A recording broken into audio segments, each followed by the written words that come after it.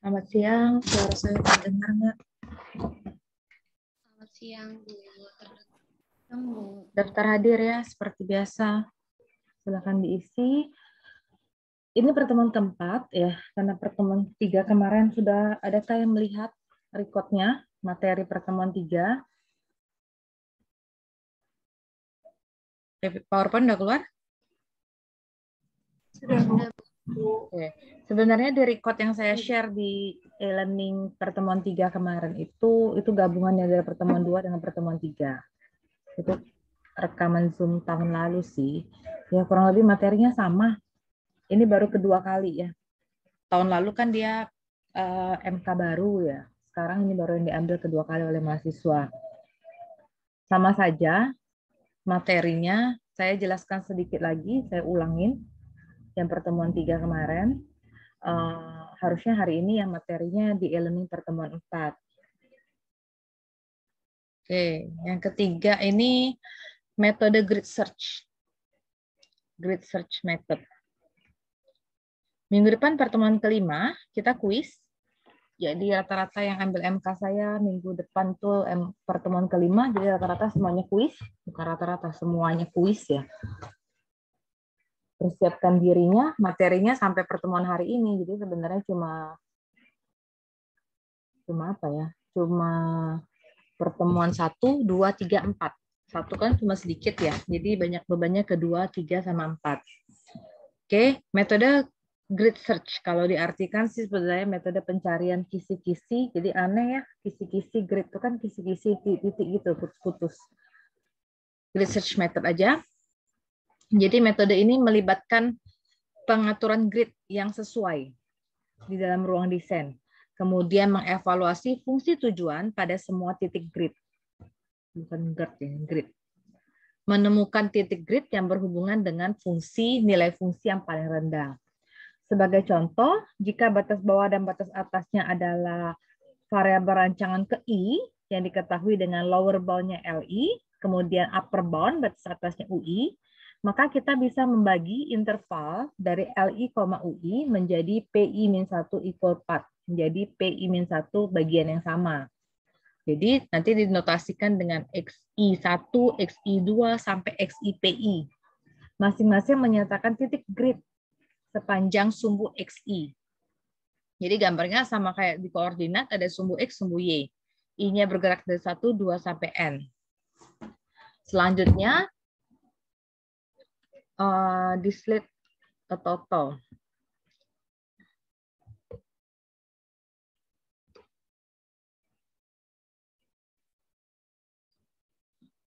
Jadi hal ini, jadi kita mempunyai titik ya. Total jumlah dari titik P1, P2, sampai Pn dalam rancangan ruang desain space-nya. Sebuah grid dengan PI sama dengan 4 ditunjukkan pada gambar nanti, saya tunjukkan. Kemudian titik gridnya juga bisa dipilih berdasarkan metode desain percobaan. Dapat dilihat bahwa metode grid itu membutuhkan evaluasi fungsi yang jumlahnya yang sangat besar dalam beberapa percobaan praktek. Sebagai contoh gini. Nah, ini grid dengan PI-nya 4. Jadi kita punya sumbu, ini sumbu X2, di sumbu X1. Kalau sumbu X1 dia punya lower bound L1 dan punya upper bound U1. Sama halnya dengan X1, sumbu X2 pun punya lower bound L2, batas bawah ya, titik bawah, dan upper bound-nya U2. Gridnya 4, P-nya 4 dari sini titiknya. 1, 2, 3, 4. Yang dihitung poin, bukan space. Kalau space kelihatan 3 kan? Poinnya 4. Jadi 1, 2, 3, 4. 1, 2, 3, 4. Gitu ya. Slide saya berubah-ubah kan? Apa mantap apa enggak? Berubah ya. Oke. Kemudian sebelumnya dikasih tahu misalnya persoalan dengan 10 desain variabel. Jadi jumlah N ini akan diberitahukan berapa banyak desain variabel atau variabel rancangannya. Kalau variabel rancangannya misalnya 10, maka jumlah dari grid point-nya akan menjadi 3 pangkat 10. Sekitar 59.049. PI F-nya 3 dengan PI-nya 3. Oke, karena dia 4 kan minus 1 ya, jadi 3. Kalau misalnya ini kan jadi 3 pangkat 10. Jadi kalau PI-nya 4, seperti contoh ini PI-nya 4, dan desain variabelnya 10, maka dia 4 pangkat 10. 1.048.576. Akan tetapi untuk persoalan-persoalan dengan jumlah rancangan yang kecil, kalau 10 itu disebut besar sudah. Kalau jumlah rancangannya kecil, metode grid ini lebih bagus, enak dipakai untuk menentukan aproksimasi minimumnya. Kemudian metode grid juga dapat digunakan untuk mendapatkan titik awal, titik permulaan atau good starting point, dan menjadi metode yang lebih efisien. Oke, ini gridnya. Ya, kelemahannya kalau dikit enak mencarinya, titiknya kita bagi. Kalau banyak tadi, gambarnya juga harus akurat interval antar titiknya. Ya, ini pengenalan grid. Terus kita ke metode univariate. Univariate itu ada di optimasi, pengantar optimasi. Mungkin bisa dilihat kalau dapat sudah. Jadi metode ini mencari ya hanya satu variabel. Kemudian mencari barisan yang meningkat ya, aproksimasi meningkat sampai mencapai titik minimum. Misal kita mulai dari titik XI pada iterasi ke I. Jadi kita akan tetapkan nilai N-1 variabel dan sisa-sisa variabel yang tersisanya secara bervariasi. Selama hanya satu variabel yang berubah, maka persoalan ini disebut dengan one-dimensional minimization problem. Persoalan minimisasi satu dimensi. Kalau di pengantar optimasi kita ada optimasi satu dimensi namanya. Oke, pencarian univariate kita makainya new direction, arah pencarian baru. New direction, arah barunya didapat dengan mengganti salah satu dari N-1 variabel yang sudah kita tetapkan pada iterasi sebelumnya. Pada kenyataannya, prosedur pencarian itu akan berlanjut dengan mengambil masing-masing koordinat berarah sebagai gantinya. Jadi kita akan terus berlanjut. Dia setelah semua N direction dicari secara terurut, maka nanti ada first cycle. Jadi siklus pertamanya lengkap, dan kita ulang lagi sisanya sampai mendapatkan sequential minimization. Dapat nilai minimum. Prosedur lanjut terus sampai tidak ada perubahan lagi yang mungkin pada fungsi tujuan. Jadi kalau nilai fungsi tujuannya tidak berubah lagi, sudah mulai constant, maka selesai. Di sini metode univariate-nya saya lihatkan di sini ya, ini algoritmanya. Langkah kerja univariate. Ini modalnya sebenarnya. Jadi yang pertama choose an arbitrary starting point. Jadi ambil sembarang titik X1. Kita set dulu I-nya dari 1. Ini arah pencarian XI-nya. Jadi 1, 0, 0, 0, terus ya. Ini arah pencarian SI-nya. Ini sorry, ini ganti ya. Ini 01 ya sini ya. Ini 0 ya. Itu posisi S1, S2, S3, sampai nanti ST, SN. Kemudian tentukan apakah lambda I-nya harus positif atau negatif. Penentuan nilai lambda I positif atau negatif dari sini. Untuk current direction, untuk arah sekarang untuk SI, berarti bahwa kita akan menentukan apakah fungsinya decrease itu menurun secara positif atau negatif. Jadi kita ngambil ada nilai epsilon, kita cari evaluasi dulu FI, FI itu FXI, substitusikan substitusikan nilai XI ke F, kemudian nyari F plus ini, dilihat, nyari F min. Jika F plusnya lebih kecil dari FI, maka SI akan menjadi arah pencarian yang benar. Oke, untuk nilai yang menurun F. Kalau FI-nya lebih kecil dari F min, lebih kecil dari FI, maka arah pencariannya pakai min SI. Kalau F plusnya lebih kecil pakai SI. Bagaimana kalau dua-duanya?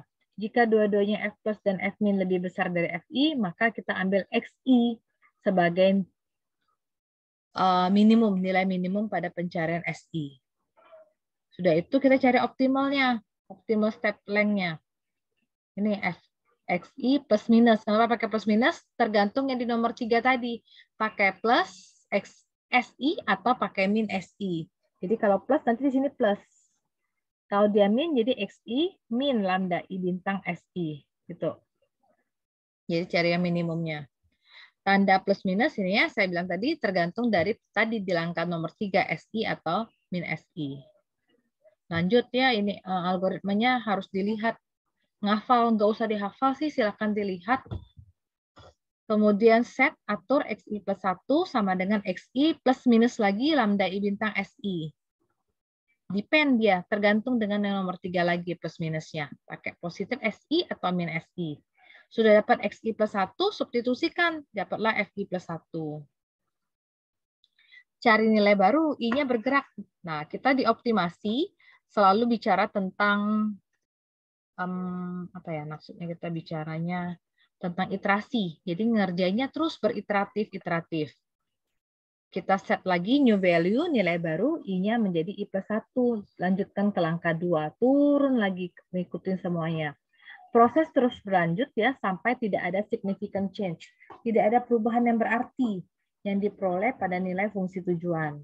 Jadi F-nya tadi, F-nya nggak ada perubahan, kok mirip-mirip, dekat-dekat, atau hampir sama. Itu beres berarti. Iterasinya selesai. Nah, kita ke contoh. Jadi algoritma yang ini, kalimat-kalimat ini, kita interpretasikan ke dalam contoh seperti ini. Jadi minimumkan fx1, x2. Jadi artinya fungsi dengan apa nih maksudnya sih ini? Fx1, x2 tandanya. Dia punya berapa variabel jadi di sini? Ada yang tahu punya berapa variabel jadi di situ? 2, Bu. 2. X1 dengan X2. Terus fungsinya kelihatan udah benar ya, non-linear. Starting point akan diberitahukan 0,0. Jika soal tidak diberitahukan, ya sudah biasa kita titik permulaan pasti titik 0,0. Oke? Terus solution. Penyelesaiannya, we will take a probe length. Jadi kita ambil epsilonnya 0,01. Oke, baru kita cari arah pencarian yang benarnya bagaimana. Karena kita mau tahu plus minus SI yang mana. Jadi iterasi 1, pilih arah pencarian S. Karena I-nya bergerak dari 1, jadi bukan SI lagi, tapi S1. Jadi ambil dari 1, 0. Ya kan, karena 2 variabel, 1, 0. Saya kasih contoh, kalau dia 3 variabel, berarti S1-nya, paham ya? Saya back lagi, nah ke sini. Ini. Jadi kalau dia sampai T variabel, ya 1, 0, 0, sampai sebanyak T. Gitu. Itu S yang pertama. Karena ini cuma 2 variabel, X1 dan X2, berarti ini 1 sama 0. Ini untuk X1, yang bawahnya untuk X2. Terus, ini failure of univariate method. Jadi valley itu apa ya? Masa diartikan lembah ya? Jadi bentuk gambarnya ya seperti lembah gitu kan? Jadi kegagalan dari metode univariate. Steep itu curam. Jadi pada lembah ini gambarnya seperti lembah yang curam. Ini garisnya nih, gagal. Jadi kalau F-nya 5, kan terusnya kita cari itu sebenarnya dari yang paling besar. Kasusnya kan minimum. 20, lagi diiterasikan dapat F-nya 10, dikerjakan lagi dapat F-nya 5. Di sini optimum poinnya. Oke. Nah, sudah dapat S1 tadi kan 1,0. Sekarang kita tentukan nih nilai F-nya itu nilai S-nya S1 atau min S1. Kita belum tahu kan? Kita cari dulu F1. Paham ya?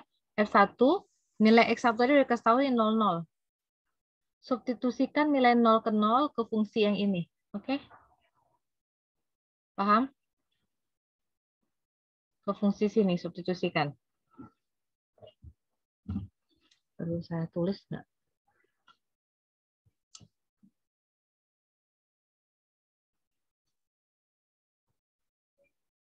Oke, bentar ya. Sorry ya, bentar. Coba dikerjain dulu nih.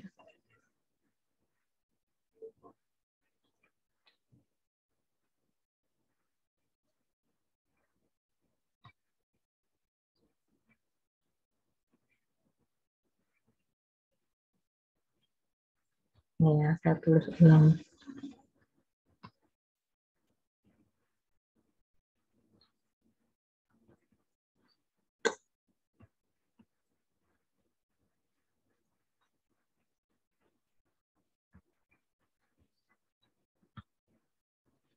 Mana ya? Jadi fungsi F-nya ini tadi X1, X2, X1 min X2.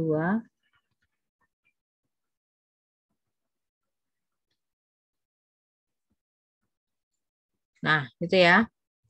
X1 min X2. Berarti F00 nih. Yang ini untuk X1, ini untuk X2. Silakan disubstitusikan. Benar ya? Semuanya dimasukkan 0, kurang 0 gitu ya. 0 dia. Nih. Cari F plus. F plus rumusnya Fx1 tambah epsilon S1.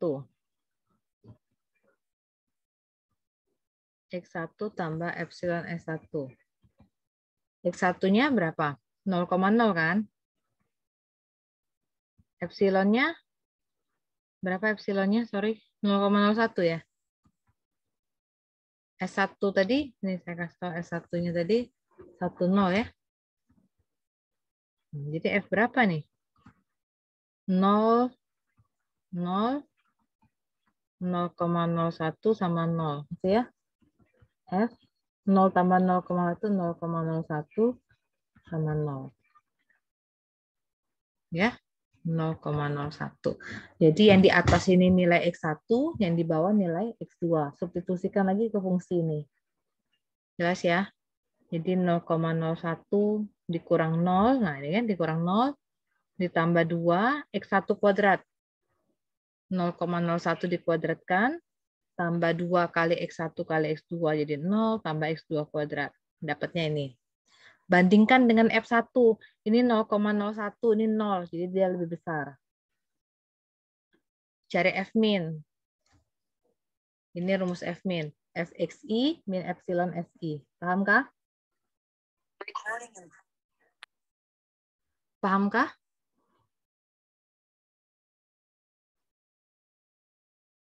Sampai nilai F min dulu. Kerjanya sama lagi, ini diganti minus. Nih. Substitusikan. Ini artinya epsilonnya juga sama. Jadi min 0,01 kan. Substitusikan lagi. Dapat nilai F min-nya. Bandingkan dengan nilai F1. Ternyata dia lebih kecil. Di algoritma tadi apa? Kalau dia lebih besar, berarti min SI adalah arah pencarian yang benar. Berarti pakai min SI. Selanjutnya, nyari F X1 ditambah plus minus kan? Tapi kita udah tahu dia min, jadi sini min. Pahamkah ini? Paham, Bu. Yang lain pahamkah ini?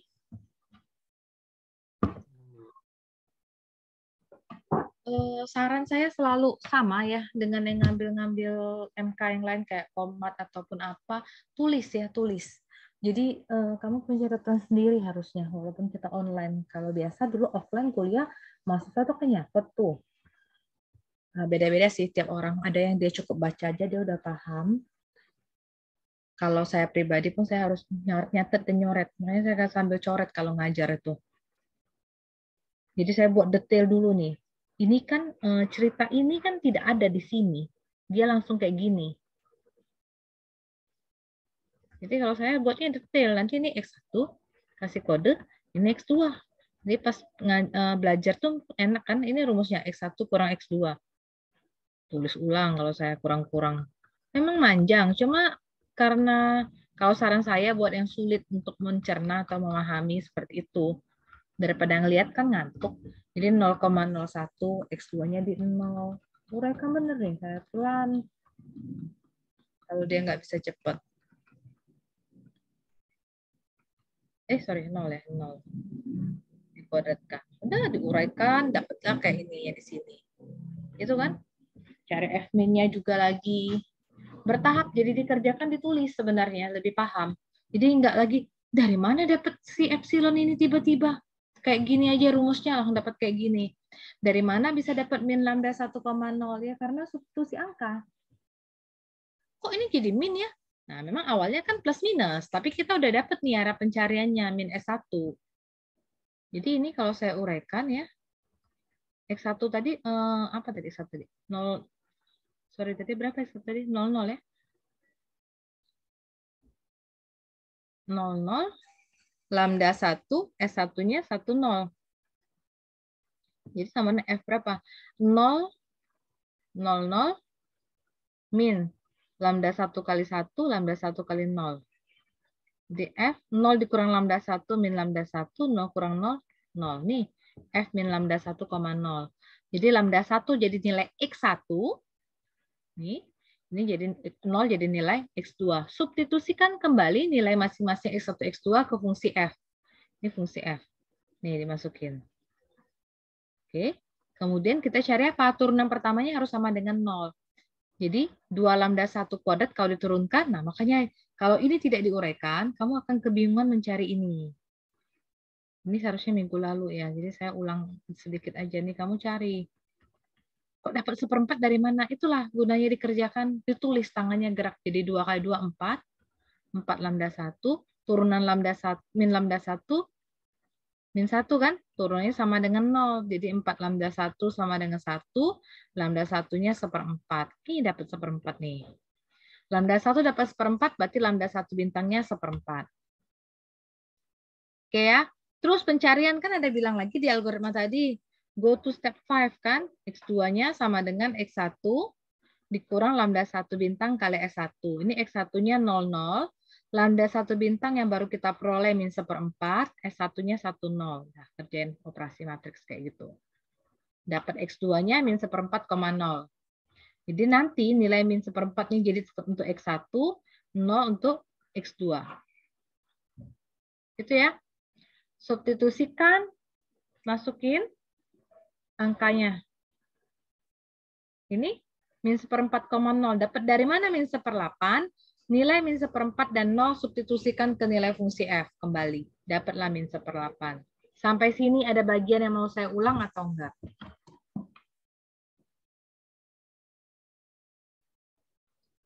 Atau ada saya salah, tolong dikoreksi ya.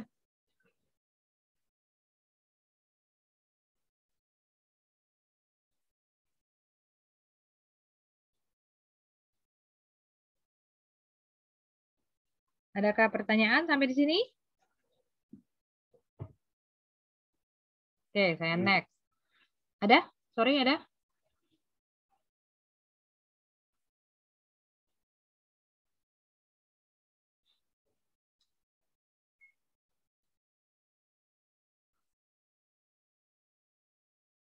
Banyak loh univaret ini.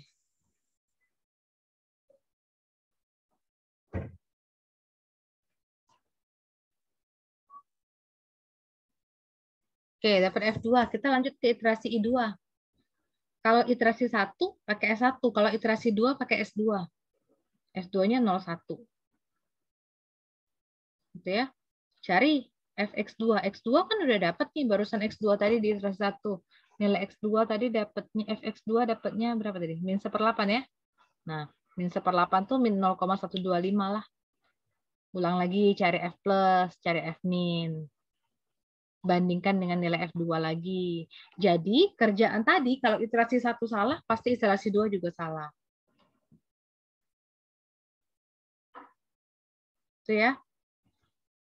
Pasti masuk pencarian di kuis, biasanya saya selalu masuk karena penting ini. Sama yang kayak kemarin, random search itu penting juga. Jadi kalau salah dari awal pasti salah. Iterasi 2 ya otomatis. Dia kan memanfaatkan nilai dari iterasi 1. Sudah dapat, ternyata nilainya S2, jadi arah pencarian benar, positif. Kita cari Fx2 tambah lambda 2 S2. Nih. Ini ya. Hitung, cari turunan pertamanya sama dengan 0, dapat lambda 2 bintang. Oke, diurai-uraikan ya. Dapat X3-nya, X2 tanda lambda 2 bintang X2. Ya kan? Cari lagi Fx3. Udah dapat Fx3, ngapain lagi? Cari F plus, cari F min, gitu kan? Terus di bawahnya katanya gini, we set the number iteration I sama dengan 3. Dia minta I-nya sampai 3, berarti nanti kerjaan satu step lagi di I-nya 3 di sini. Nanti I sama dengan 3. Jadi pakai S3 lagi, apa gitu ya. S3-nya berarti berapa? 00 ya. Ya kan? Kalau S1-nya gitu kan? S1, S2, S3 kan 00. Ini S, sorry.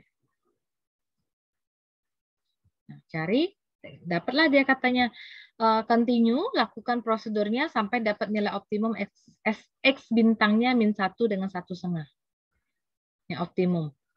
Nih, Fx bintangnya min 1,25. Oke, kalau kita pakai komputerisasi atau pakai software, maka kriteria konvergennya itu akan digunakan untuk mengecek titik XI plus 1. Kalau manualnya seperti ini. Oke, saya lanjut ya, pattern direction, pencarian pola. Nah, pakai pattern direction. Kayak lingkaran apa, batang-batang pohon gitu kan. Nah, pattern direction.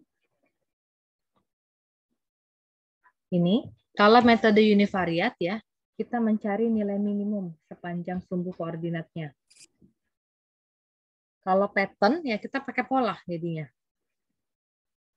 Kelemahannya ya, metode ini tidak valid ya untuk fungsi yang multivariabel. Jadi yang variabelnya banyak dia tidak valid, itu pattern direction. Kalau dia pattern direction pakai search direction, kita mengetahuinya sebagai pattern search method. Ya. Jadi yang paling ngetop, yang terkenal itu metode Powell. Jadi di pattern search juga, tapi namanya metode Powell karena penemunya Powell. Dia pakai metode itu dengan mengambil beberapa langkah n univariat. Jadi univariat yang barusan tadi, yang ini univariat nih. Nah ini univariat ya, yang dihitung yang dihitung barusan seperti ini univariat, tuh makanya harus paham baru bisa ngerjain pakai Powell. Nih. Yang membedakan cuma nih, cari SI-nya. SI itu XI dikurang XI min N. XI adalah titik yang diperoleh pada akhir N univariat. Jadi tadi kalau tadi sampai X3, berarti ini X3. XI min N itu starting point, titik awal. Sebelum ngambil N univariate step. Nih, metode Powell ya. Extension, jadi perluasan dari metode pencarian pola dasar. Basic Pattern Search Method. Jadi banyak digunakan untuk mencari metode pencarian langsung, sama terbukti ya sebagai metode conjugate direction. Kalau conjugate direction method itu akan meminimumkan nilai fungsi kuadratik.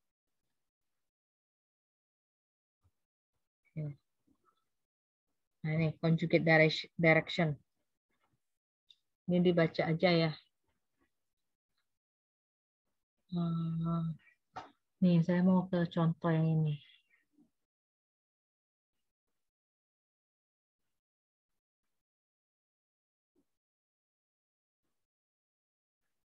Nah tadi ya, sorry.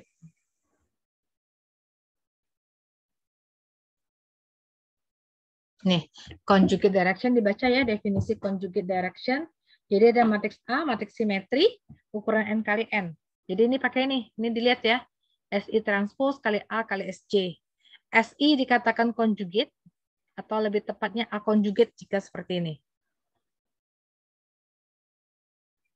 Kemudian ada definisi metode konvergen kuadratik. Nah ini dilihat ya, metode kalau metode minimisasi kita pakai aritmatika eksak, kita dapat menemukan titik minimum sebanyak n step. Dan metode ini kita sebut dengan quadratically convergent method. Oke, teoremanya kamu lihat nanti. Ini ya pembuktian teorema seperti biasa ya kalau matematik ya. Ada teorema, ada bukti. Nah ini nggak saya baca lagi. Bukti bahwa dapat ya conjugate. Oke, ini fungsi kuadratik. Kelihatan ya dari sini udah ada X transpose kali X ya udah pasti kuadratik. Nah ini bukti teoremanya. Ya sudah ciri kita kan udah belajar. Kalau teorema pasti ada buktinya. Dia mau buktikan benar nggak sih QX itu sama dengan setengah X trans transpose kali AX tambah B transpose X tambah C. Oke, ini ya, nggak saya jelasin. Kamu baca, ada rikotannya juga.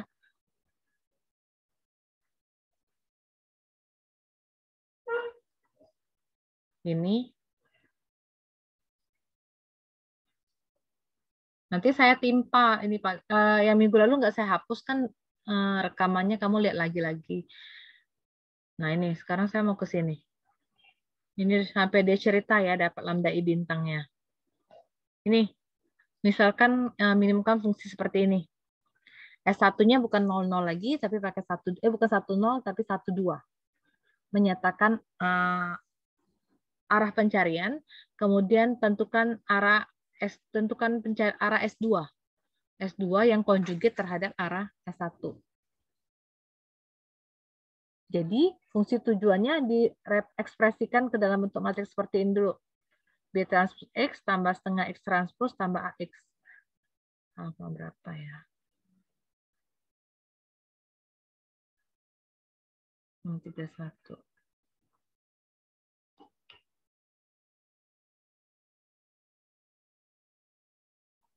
Ini saya kasih kode ya.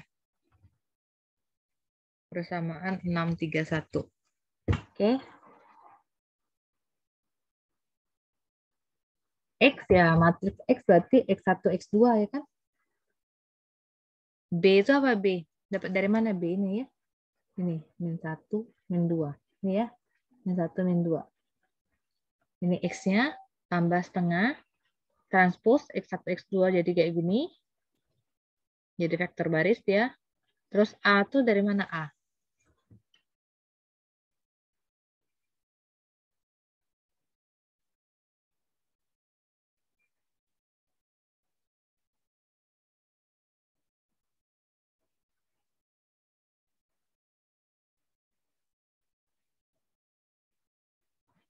Mana A-nya ya?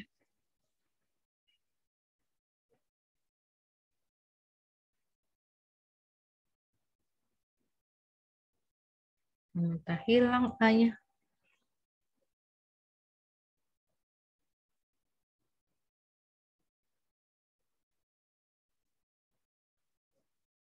Bentar dulu.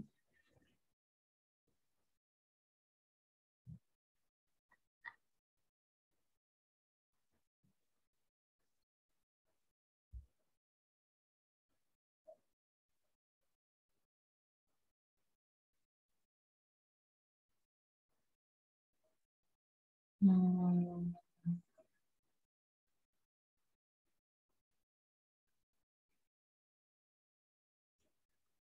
Oke.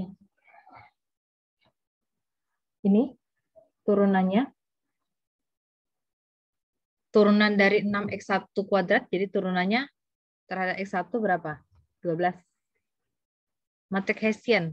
Matrik Hessian ini ada di pertemuan kedua ya. Bentar ya, mau saya tulis kembali saya biar kamu nggak nyari. Saya buka yang pertemuan kedua dulu ya.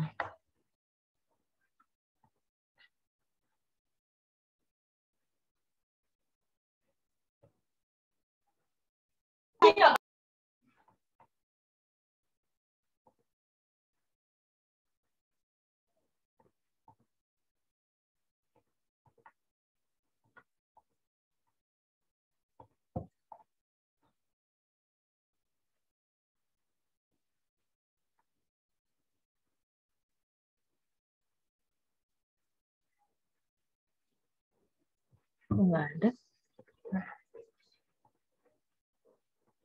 Ada yang nyatet masih? Matrik Hessian untuk A itu apa?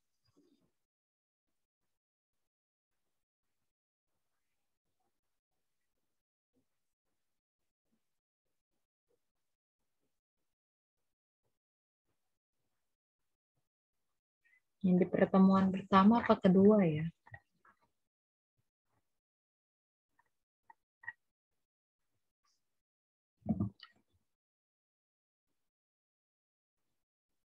Ada di pertemuan kedua di slide ke-6. Slide ke-7.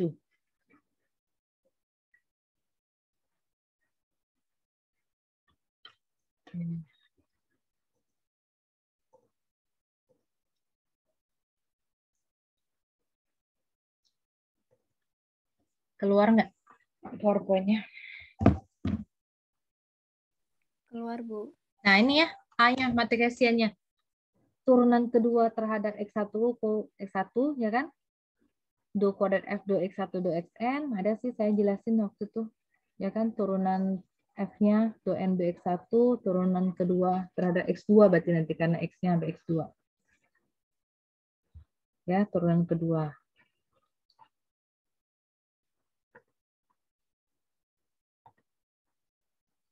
Balik lagi ke yang tadi. Sudah balik lagi nggak ke PPT yang tadi? Sudah, Bu.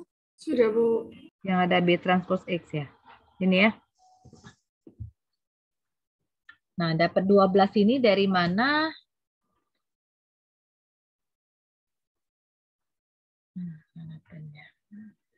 Oke, dapat 12 ini dari fungsi yang tadi, fungsi pertamanya. 6x1 kuadrat. Turunannya berapa? 12x1, ya kan? 12x1 turunkan kembali lagi 12 dapatnya. Oke, terus yang ini min 6 dapat dari mana? Ini, turunkan terhadap x1 dulu. Min 6x1, x2. Kalau diturunkan jadinya berapa? Min 6 kan? Min 6x2. Min 6x2 diturunkan lagi jadi min 6. Oke, yang ini dibalik. Turunkan dulu terhadap x2 boleh, min 6x1. Min 6x1 diturunkan lagi terhadap x1 jadinya min 6. Oke, yang ini 2x2 kuadrat. Turunan pertamanya 4x2. Turunan keduanya 4. Oke.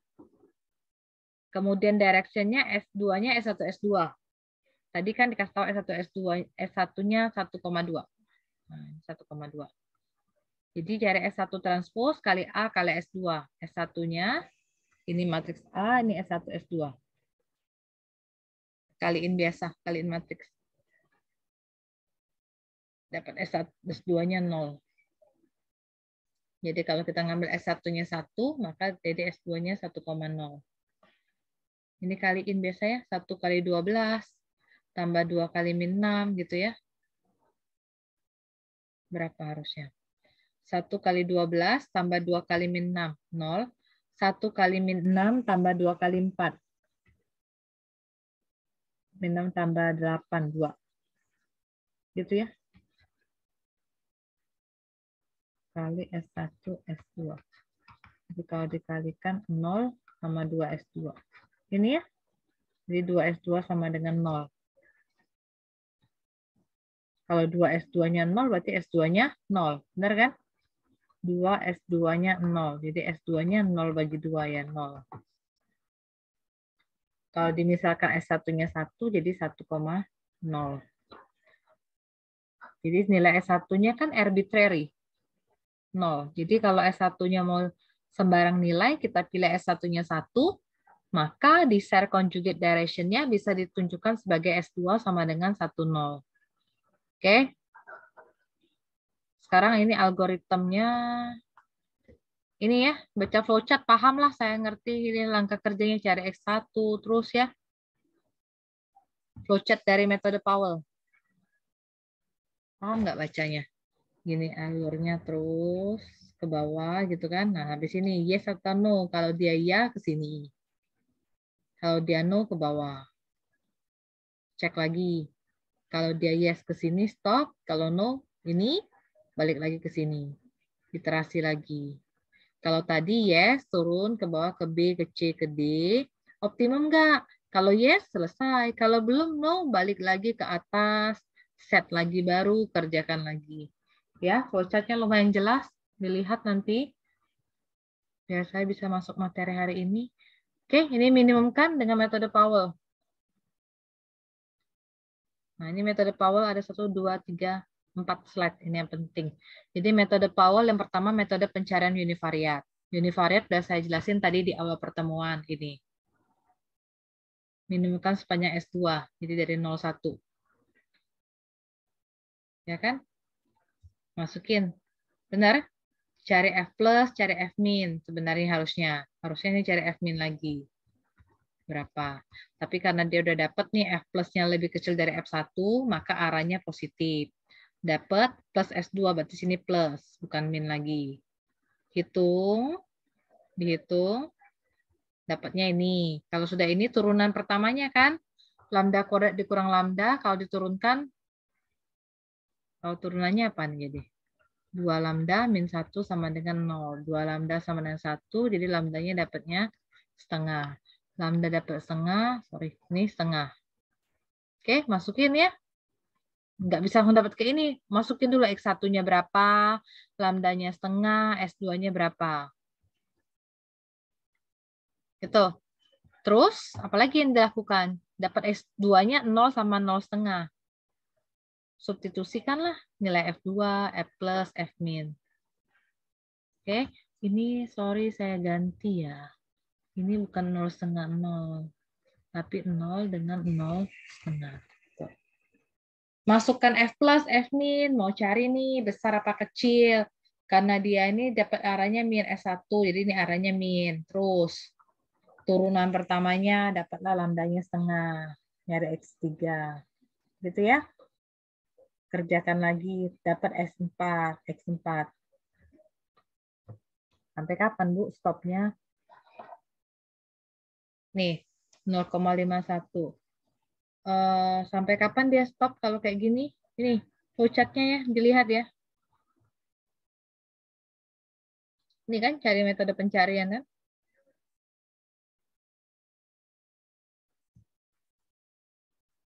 Sampai kapan stopnya? Pertanyaan saya nih, iterasi nih sebenarnya. Kalau di metode Powell. Nih, cycle 1 dapat X1-nya. Terus dapat X2, hitung lagi dapat X3, hitung lagi dapat X4. Sampai kapan stopnya?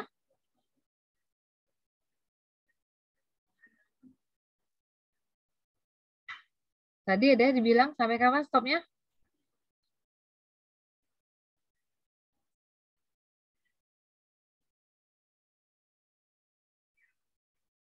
Sampai menemukan titik optimum. Iya, kapan titik optimum tuh kita tahunya tuh?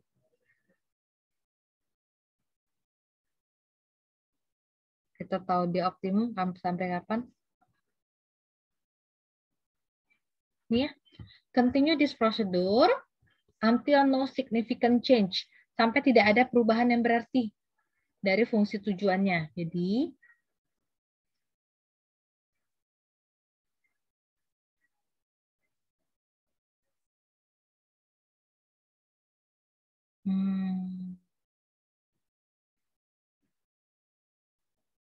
sorry, mana saya nggak ketemu.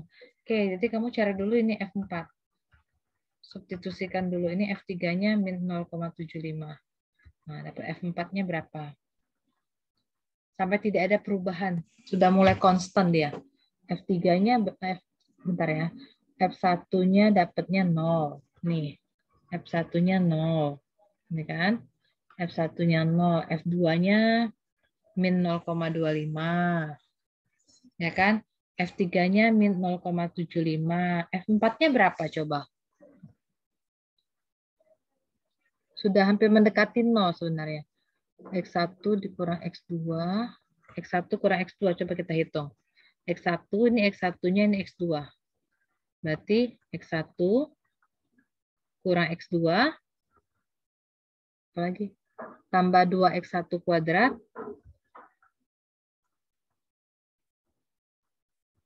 Ditambah 2X1 X2. Ini X1 X2. Tambah X2 kuadrat 1 kuadrat 1 ya. Berapa nih? Min 1,5. Coba dibantu hitung berapa? 0,5 kuadrat.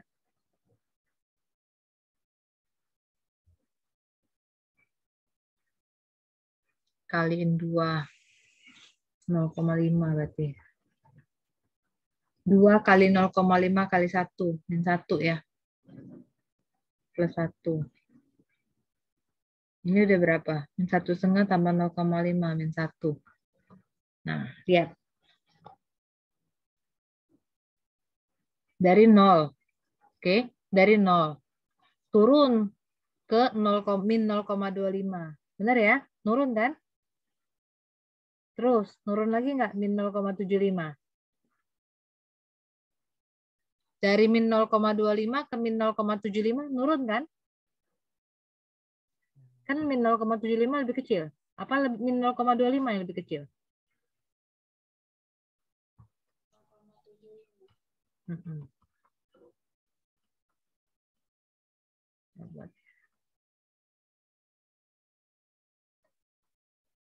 Jadi kalau kayak gini, ini naik apa nurun namanya? Nurun, Bu. Iya, semua Menurun, Bu. decreasing. Menurun. Sampai 4. Kenapa juga stop sebenarnya? Karena kita nggak mungkin ke S3. Kan dia cuma 2 variabel nih. S1 sama S2. Jadi pakai nih. S1-nya tadi berapa ya? Sorry. S1-nya dikasih tahu nggak?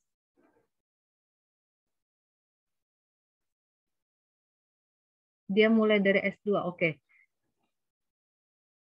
Nih, 2 variabel kan?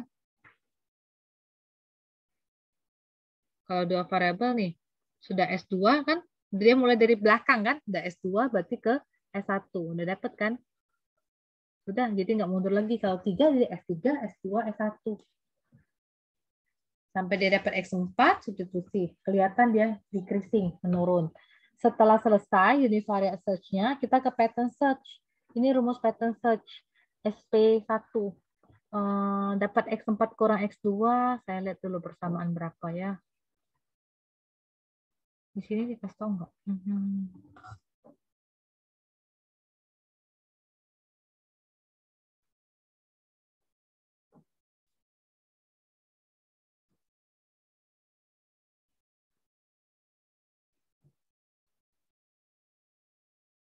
Mana ya nomornya?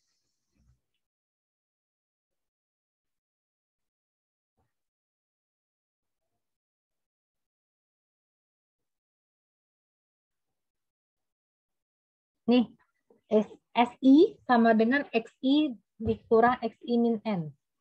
624. Saya buat persamaan 624. Saya kodein aja ya. Nih.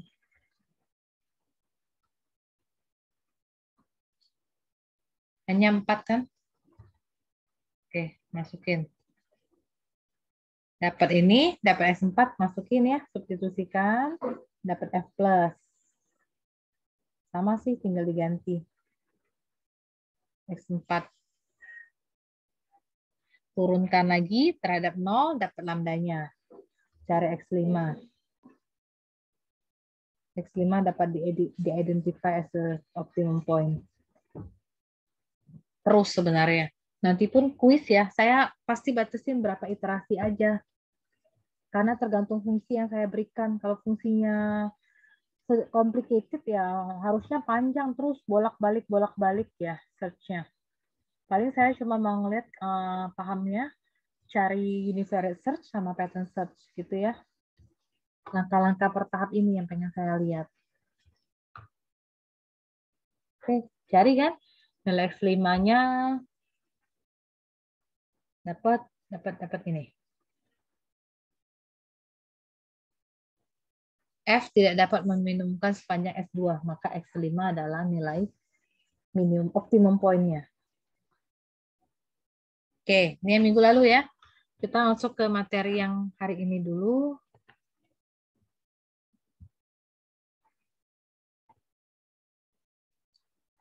Akan dilihat PowerPoint-nya pertemuan keempat.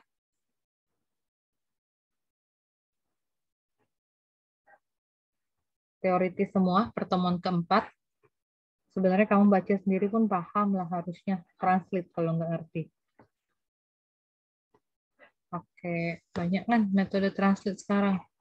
Ada yang cuma nyekan langsung keluar bahasa Indonesianya. Boleh dipakai. Google Lens itu lumayan juga.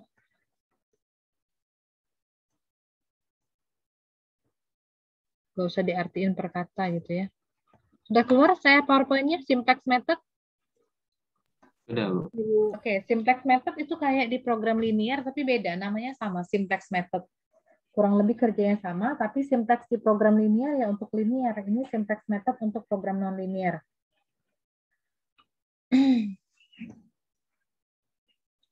Jadi pakai gambar geometrik ya. Di form, dibentuk. Oh, nggak ada warnanya.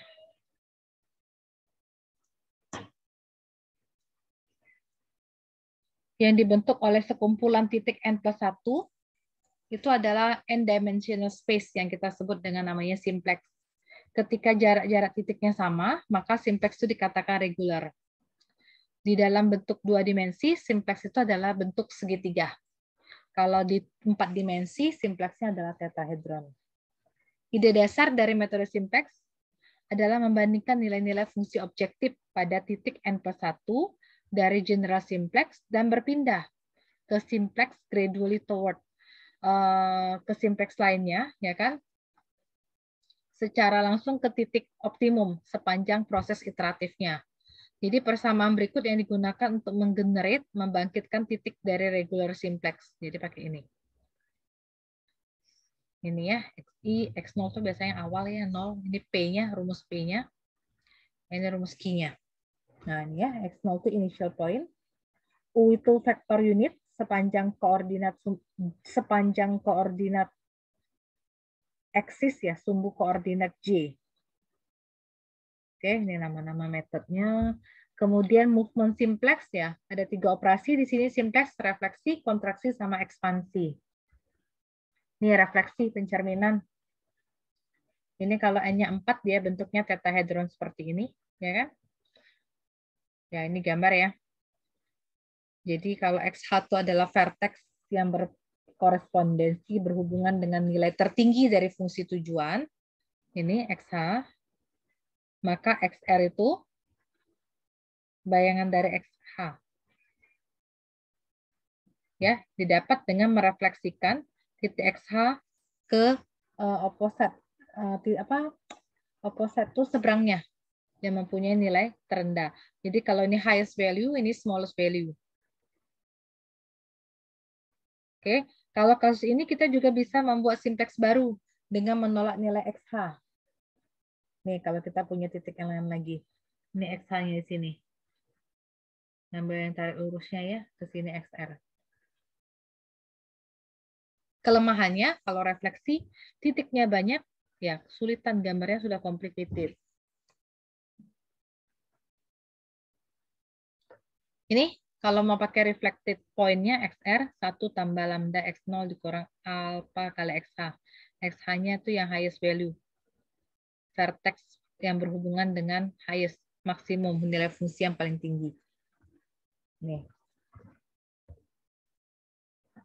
Oke, main titik pakai tetrahedron tadi ya. Nimpa, nimpa, nimpa, nimpa. Progress reflection.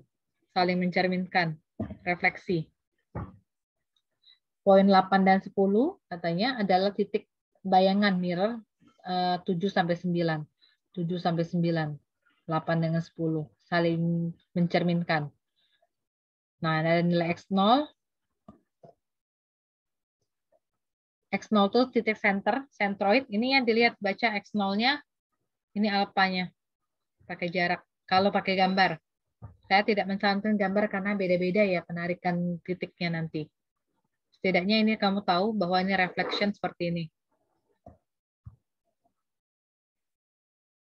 Ya, ini baca ya reflection-nya. Nah, pakai gambar. Titik. Dari mana bisa tahu gambarnya bentuknya seperti ini? Ini fungsi yang tadi. Yang fungsi fx12 tadi apa fungsinya? Apa tadi ya? Ini tadi X1. Ini gambarnya ya. Bukan karena bentuknya akan bentuk elips seperti itu, bukan. Nah, sekarang kan banyak nih aplikasi untuk menggambarkan grafik. Silakan coba aja masukin. Dapat gambarnya seperti ini. Jadi kita akan mencari titik optimum. Jadi dia kerjanya dari luar, luar, luar, sampai mendapat yang middle point seperti ini. Pakai MATLAB pun bisa menggambarkannya. Pakai GeoGebra ya, GeoGebra. Ini kan free ya. Browsing aja nih. Masukin fungsinya, treng, gambar keluar. Itu kan sekarang. Oke. Nah, ini banyak nih cyclic prosesnya, nggak usah saya. Sekarang ekspansi.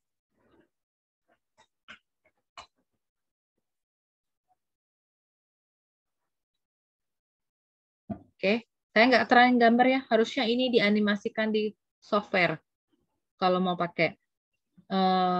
Sebelum kuis ini saya lebih menekankan pencarian yang random search method, univariate search, sama Powell. Jadi bahan kuis kamu itulah. Kalau ini enggak, kita akan beda, ini lama nyarinya nanti.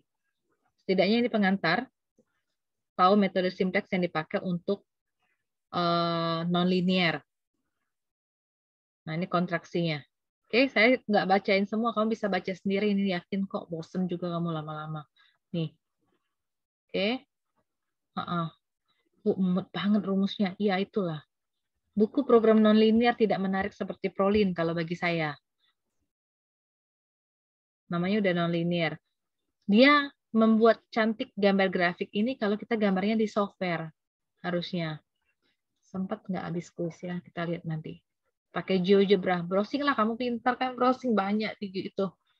Ada yang bisa diinstal dari app Play Store atau App Store juga bisa. Anak-anak SMP sekarang penggambar grafik kan udah gitu pakai software dia. Bahkan bisa dibuat gambarnya cantik-cantik ini pakai warna-warni colorful. Jadi tidak lagi kalau dulu guru kita ngajarin ini gambar fungsi nih. Nah, gambar fungsi kuadrat lah kita nanti gambarnya gitu. Itu manual kan, harus tahu kan titiknya berapa. Kalau pakai software, ketik aja ini, nanti digambarnya bentuknya kurang lebih kayak ini kan bentuknya. Sudah kita tahu parabola terbuka ke atas. Titiknya pun nanti dia ada di software itu. Nah ini, banyak nggak ini? Ini descent method.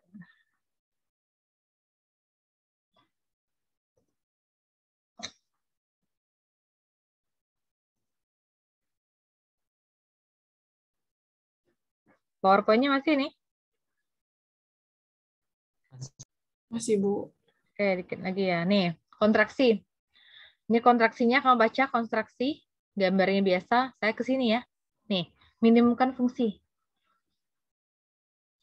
Ini fungsinya sama dari yang tadi, tapi dia pasti kasih tahu initial syntax-nya. Dikasih titiknya dikasih tahu. X1, X2, sama X3. Nilai alfa juga dikasih tahu, beta sama gamma. Untuk konvergennya kita ngambil nilai epsilonnya 0,2. Biasanya nilai konvergen tuh nanti dapatnya harus lebih kecil sama dengan 0,2. Kalau mendekati 0,2 berarti selesai perhitungan. Biasanya gitu kan initial syntax-nya. Nih, langkahnya paham kok pasti nyari fx1, fx2, fx3. X1-nya kan tadi, balik lagi ya. Ini 44, substitusikan sini.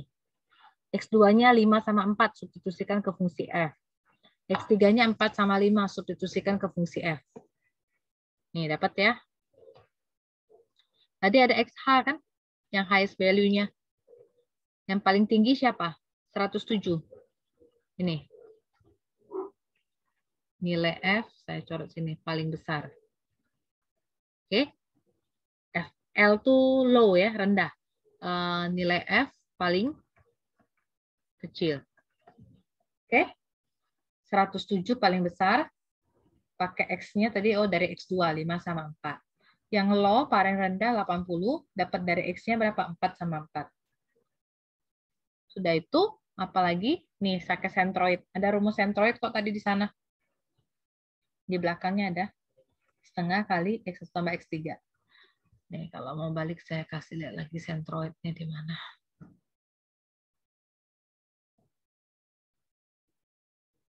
Ini ya, 1/n jumlah XI-nya. Jumlah XI-nya, tapi nggak boleh sama dengan H-nya ya. Nggak boleh ambil berarti yang highest value-nya. Dari I-nya 1 dibagi N. Highest value tadi di X2. Berarti X2-nya nggak boleh diambil. Kan harusnya X1 tambah X2 tambah X3. Karena nilai highest value-nya di X2, jadi X2-nya dihilangkan, jadi cukup X1 tambah X3. Ada 2 nilai X, berarti dibagi 2. Paham ini?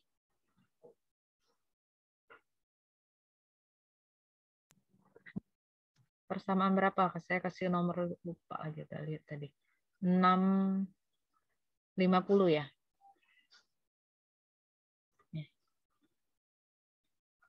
Dari persamaan 6 berapa tadi? Sorry, 620 ya? 650, sorry.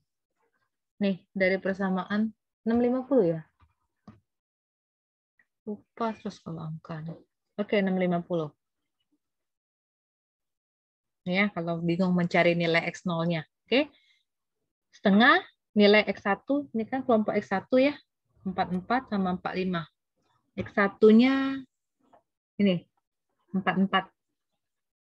Saya break sini lagi deh. Ini X1-nya 44, X3-nya 45. Ini ya. 44 sama 45.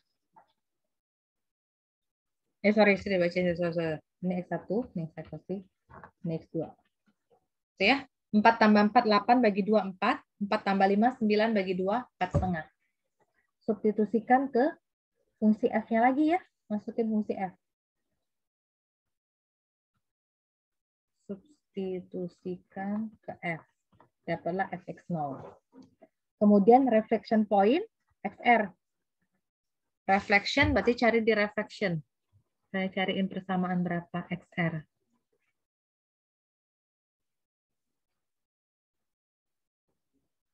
Ini XR ya. 6.48. Sorry dulu. 6.48 nih. 1 tambah lambda X0 dikurang lambda XH. 6.48. Ini saya buat ya. Persamaan 6.48. Masukin ya. 2X0. X0-nya ini kan 4 dengan 5. Jadi 2 kali 4, 8. 2 kali 4 setengah 9. Dikurang XH. XH itu tadi X2 lah ya. Kan yang highest tadi.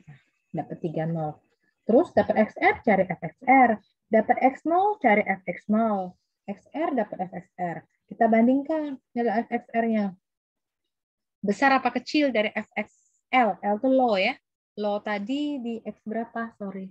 Balik lagi. Low tadi X1 ya. Ini FX1. Nah. Kita dapat XE, expansion. Expansion XE. Persamaan berapa? Nih. 653. Ini ya, saya buat sini. Oke, itu XE-nya. 2 kali XR, 2 kali 3, 6, 2 kali 5, 10, 6, 10. X0-nya dapatnya 4 sama 4,5. Dapat ini. Substitusikan dapat FXE. Oke. Terlihat di sini reflection-nya pakai. Yang ini reflection, ya kan? Yang ini expansion. Terus, bandingkan lagi. Tahu dari mana perbandingannya? Di sini ya. Yang ini dipakai semua. Saya ngambil semua dari buku teks itulah.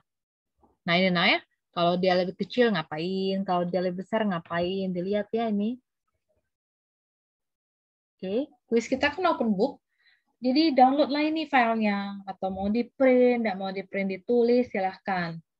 Bikin algoritma pakai kalimat kalian sendiri boleh. Habis hitung ini, hitung ini. Habis hitung itu, hitung itu. Gitu ya. Fokus dengan pekerjaan. Seperti biasa, saya ingatkan, saya tidak mau kuis susulan. Kuliah tidak ikut is okay bagi saya, karena saya juga record, tidak masalah. Kamu mau lihat rekordannya kapan, mau dilihat, mau tidak sebenarnya. Tapi kuis tugas kumpulkanlah on time. Jadi kuisnya Kamis depan, saya open dari jam 1 sampai jam 3. Gitu. Panjang. Lihatlah hitungan sendiri, tidak usah kerjain sama teman, walaupun tidak menutup kemungkinan kalian untuk kerja sama, tapi kesalahannya kelihatan biasanya kalau kerjanya iteratif. Ngambil iteratif kan kelihatan benar nyalinnya. Ada yang bulatkan 2 koma, nanti dia 3 koma. Konsisten ya, ini angka-angka desimal di sini. Seperti ini ya kan, ini kebetulan 0, ya. Jadi kamu kalau 3 angka semua, jadi lebih cakep hitungan kalian. 4 angka semua. At least pakai 3 angka di belakang koma ya. Jangan pakai 2, nanti takutnya pembulatannya kurang terlihat gitu. Nah, 56,75. Kalau dia bagus, oke. Kalau 2 oke, jangan pakai 1 maksud saya. Jangan 56,7.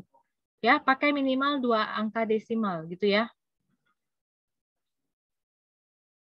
Nih, Bandingkan. Ya kan? Kalau sudah dibandingkan, dapatlah nilai X1, X2, X3. Pembandingan ini XA dengan XL. Saya kasih tahu di slide. Nih, di slide berapa ini? Males mau minimize ya. Nih, penjelasan di bawah persamaan 653.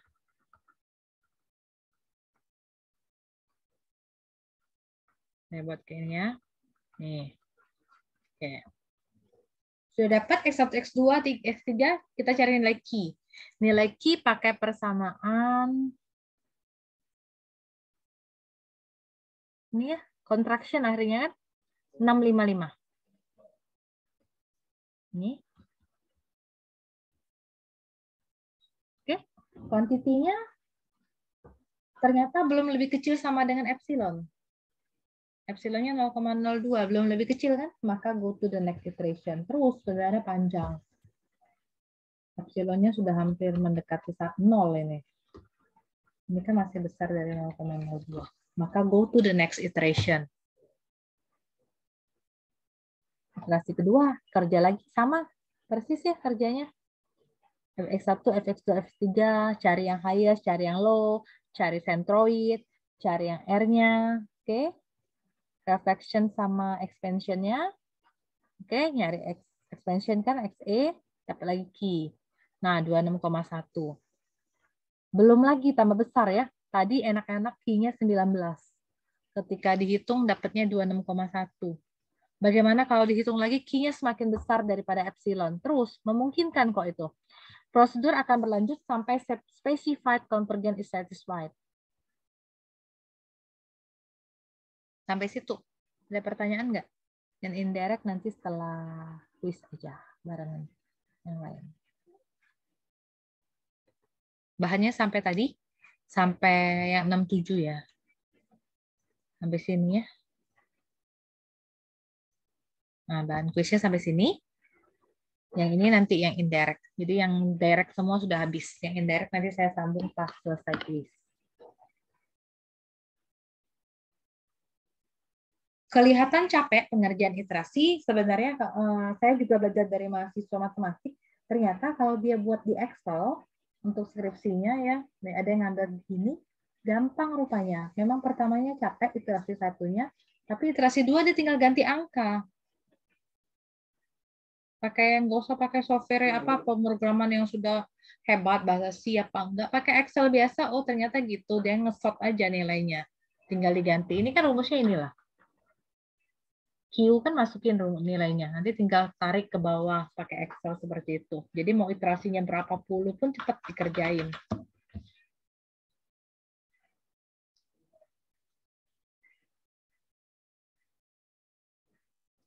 Oke, ada pertanyaan sampai sini? Bahanku sampai di sini.